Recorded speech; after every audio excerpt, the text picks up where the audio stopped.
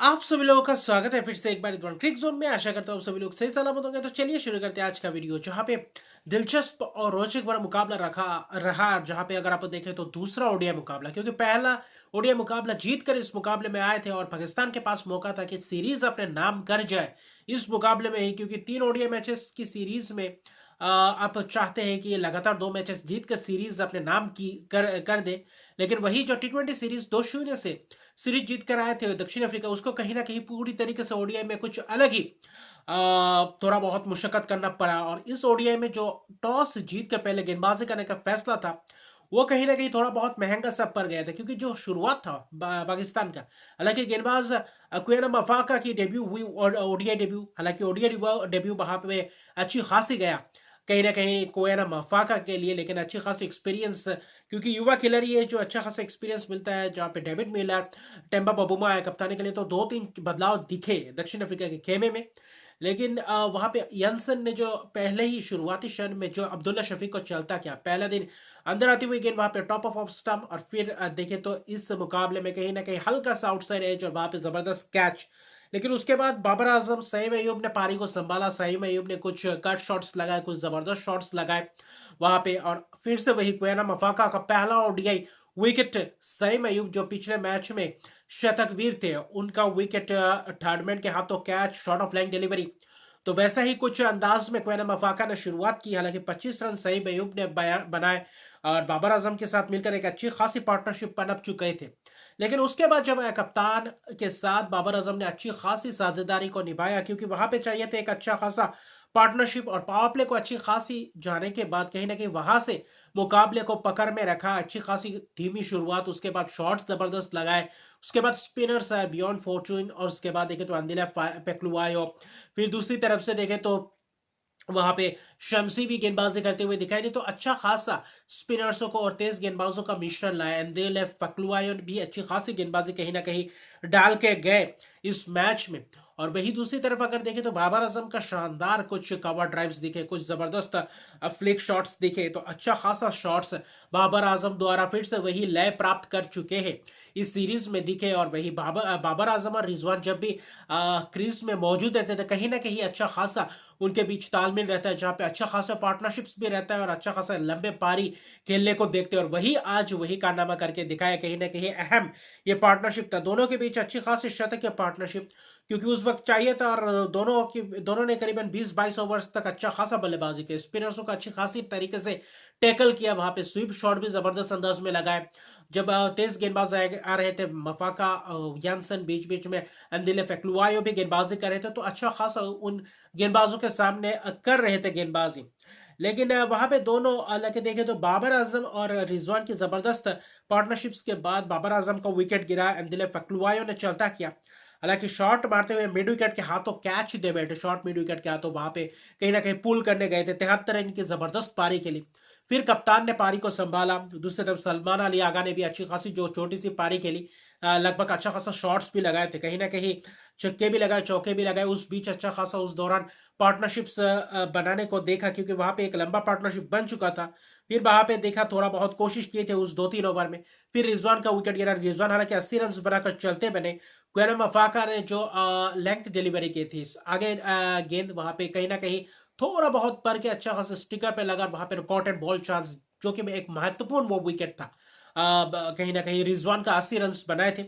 लेकिन फिर वहां से जब कमरान गुलाम आया, कमरान गुलाम आते ही कुछ मैच का रुख पलट दिया, क्योंकि जब आखिरी के 10 से 12 ओवर्स थे, वहां पे कहीं ना कहीं पूरी तरीके से हावी रहे। 224 रन पे थे, जहां पे 40 ओवर खत्म हुए। वहां पे क्वेना मफाका भी थे, और फिर मार्को यानसन उनके ऊपर थोड़ा बहुत कहीं ना कहीं कड़ा प्रहार कर रहे थे।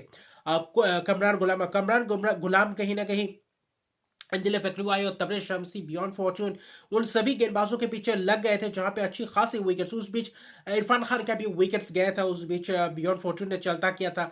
फिर वहां पे रुके नहीं, जबरदस्त छक्के मिड विकेट के ऊपर से, वहां पे जबरदस्त स्क्वायर लेग के ऊपर से।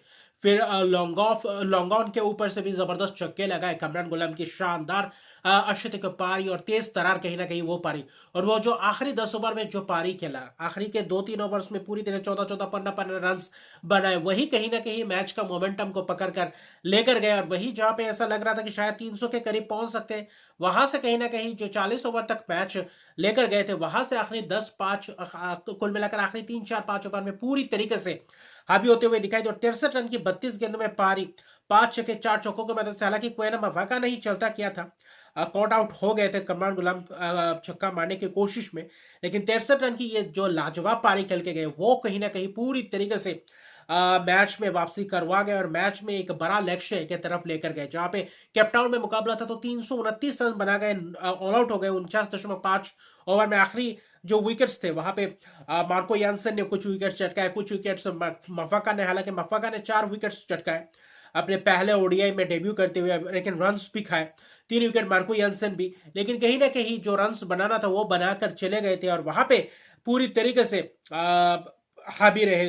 बीच में सलमान अली के आगा के साथ अर्शद की पार्टनरशिप, फिर 49 रन की पार्टनरशिप इरफान खान के साथ, तो ऐसे पार्टनरशिप्स करके पूरी तरीके से मैच को अपने तरफ कहीं ना कहीं रुख पलट दिया है। लेकिन वहां पे जो 330 रन का एक बड़ा सा लक्ष्य है, सीरीज को बचाने के लिए दक्षिण अफ्रीका को चाहिए था एक अच्छी खासी शुरुआत, जहां पे शाहिन अफरीदी और नसीम शाह ने एक अच्छा खासा स्पेल डाला। पहला अगर स्पेल की बात करें, वहां पे नसीम शाह ने विकेट चलता किया, टेम्बा बबूमा अच्छा खासा शॉट लगा रहे थे, कहीं ना कहीं डाउन द लेग जा रहा था, वहां पे फ्लिक करने की कोशिश में और अच्छा खासा स्कोर लेके आ तो कैच, और क्या जबरदस्त भागे हारिस राउफ ने। और जहां पे 34 रन की शुरुआत पारी, कप्तान ने 12 रन खेल के आउट हुए। टोनी डे जॉर्जी अच्छी खासी शॉट्स लगा रहे थे, लेकिन कहीं ना कहीं जब अबरार अहमद आया और आखिर में जब दूसरा गेंदबाज चेंज हुआ जहां पे हारिस राउफ आए, वहां पे कहीं ना कहीं अच्छा खासा गया था। उसके बाद 10-11-12 ओवर तक अच्छा खासा रन रेट मेंटेन करके रखा था बल्लेबाज, खासतौर पे देखें तो वेंडर डसन और टोनी डेल जोर्जी। लेकिन अबरार अहमद जो अपने पहला स्पेल कर रहे थे, वहां पे जो विकेट्स चटकाए, कहीं ना कहीं गुगली को पढ़ नहीं पा रहे थे, स्पिनर्स लेग स्पिनर को अच्छी खासी तरीके से पढ़ नहीं पा रहे थे दोनों बल्लेबाज, और वहां पे गुगली के चलते पढ़ नहीं पाया और कहीं ना कहीं अक्रॉस खेलने के वहां पे बोल्ड हो गए। 34 रन अच्छा खासा लग रहे थे टोनी डेजोर्जी, और वो विकेट गिरने के बाद कहीं ना कहीं वहां पे विकेट्स गिरने का सिलसिला शुरू हुआ, क्योंकि पार्टनरशिप्स लगने को तो दिख रहे थे लेकिन वो पार्टनरशिप्स लग नहीं पा रहे थे।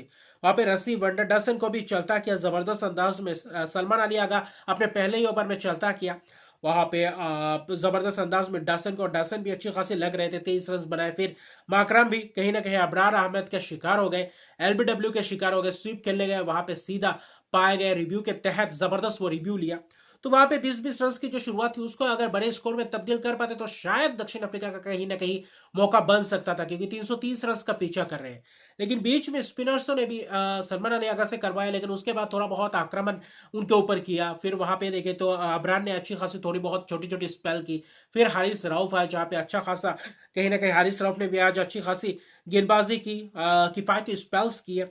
लेकिन दूसरी तरफ से नसीम शाह, शाहीन अफरीदी की अच्छी खासी 30-32वें ओवर तक अच्छा खासा चल रहा था, क्योंकि मिलर और जब क्लासन आ रहे थे वहां पे जो 10-12 ओवर का वो समय था, वहां पे अच्छा खासा निकाल दिया था। वहां पे कहीं ना कहीं दोनों के बीच 72 रन की पार्टनरशिप, और वो पार्टनरशिप ऐसा लग रहा था कि क्या मैच को निकाल कर ले जा सकते। वो 32-33 ओवर तक लग रहा था कि कहीं ना कहीं मैच 50-50 है। लेकिन वहां पे आया ओवर, वो जो स्पेल लेकर आए थे शाहीन शाह अफरीदी, वो 3 ओवर, कि वही 3 ओवर कहीं ना कहीं मैच का टर्निंग पॉइंट था, जो मिलर का विकेट चटकाया अंदर आती हुई गेंद वहां पे, और दूसरे स्पेल में लेकर आया जहां पे 34वां ओवर था, और वहां पूरी तरह से फंस गए बैट पे, और वहां पे थाई पे लगे कैच, जबरदस्त रिव्यू लिया, वहां पे बैट पे लगा था, जिसके कारण 29 रन बना पाए डेविड मिलर। वो 72 रन का पार्टनरशिप बहुत ही जबरदस्त था।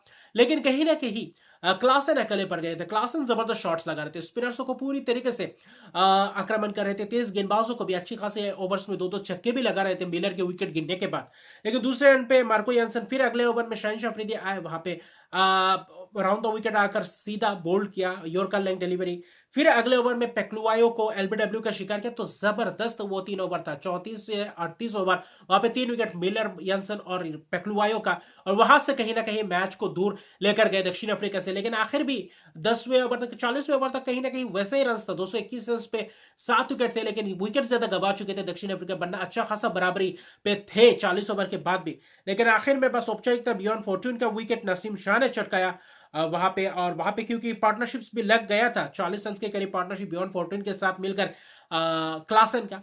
आखिरी 10 ओवर में करीब 100 से ऊपर चाहिए था, वो उसको भी अच्छे खासे शॉट्स लगा रहे थे आखिरी 10 ओवर्स में भी। लेकिन कहीं न कहीं जब बियॉन्ड फॉर्च्यून का विकेट गया, वहाँ पे 2 ओवर के अंदर-अंदर पूरी तरीके से ऑल आउट हो गया। क्लासन जो शतक या पारी खेल सकते थे, छक्का मारने की कोशिश में मिड विकेट के हाथों कैच दे रहे नसीम शाह की गेंद में। हालाँकि टर्निंग पॉइंट मैच का था शाहीन शाह अफरीदी का वो स्पेल, 34वें से 38वां ओवर मिलर का विकेट, वही कहीं न कहीं मैच को निकाल कर ले गए। क्लासन की 97 रन की पारी 74 गेंदों में 4 छक्के की मदद से लाजवाब और उम्दा प्रदर्शन क्लासन द्वारा। क्लासन ऐसा लग रहा था कि अकेले ही मैच को निकाल कर ले जाएंगे, लेकिन गेंदबाजी बल्लेबाजी जैसा पाकिस्तान का रहा, वैसे उससे भी बेहतर गेंदबाजी दिखा नसीम शाह, अच्छी खासी एग्जीक्यूशन दिखा। नसीम शाह ने 3 विकेट चटके 37 रन दिए। वहां पे शाहीन शाह अफरीदी 4 विकेट 47 रन देकर ऐसा लग रहा था कि फाइफर पे जड़ सकते थे, जर ही लिया था, मिड विकेट के हाथों में दे ही दिया था कैच। सईम अयूब से कैच छूटा और दक्षिण अफ्रीका ने 4-5 कैचेस गंवाए, जिसके कारण कहीं ना कहीं यही कैचेस मैचेस गंवा गए। और वहां पे टेम्बा बबूमा तो कप्तानी तो अच्छी खासी की थी, लेकिन बल्लेबाजी उतना अच्छा नहीं, और जिसके कारण मैच को निकाल कर ले गए। 81 रन की एक जबरदस्त जीत।